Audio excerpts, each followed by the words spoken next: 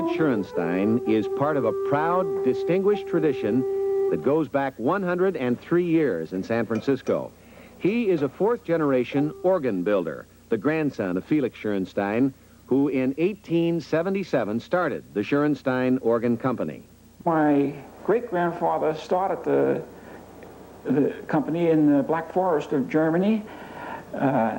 He taught his son, Felix Schoenstein, the art of voicing and pipe making, and he in turn taught my father and his brothers, and they in turn taught me. And when I had my son, I did the same thing, taught him the craft. So we have 5 generations of organ builders. And what has been passed down from generation to generation is the art of building the king of instruments completely by hand.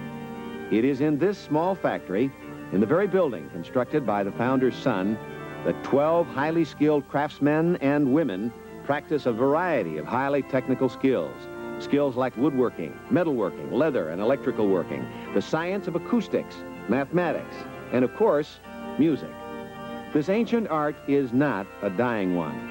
And according to Jack Bethards, who bought the family-owned business 3 years ago, it is an art that is still attracting the young. There's great interest among younger people in pipe organ building. That's why I feel that it will be a craft that will last forever. However, it's awfully hard to find people with real talent and the stick-to-itiveness to learn all of the painstaking procedures it takes to make a pipe organ. It's the patience that may be the hardest part of building this mammoth instrument. Patience to stick with the project for over a year. The patience to build an instrument that must last for generations. And according to the master builder himself, when you consider the electronic organ as an alternative, the patience is worth it.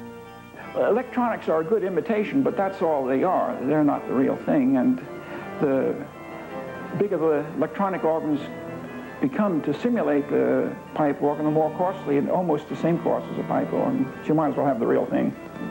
At the end of that year, the great instrument is complete, ready to be disassembled, painstakingly packed, to be shipped, unpacked, and hoisted to its new home.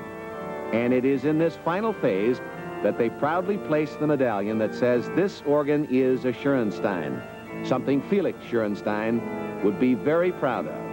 And then it's back to the drawing board to begin work on the next project, which again will take yet another year to complete. But to Lawrence and his fellow workers, it's well worth it.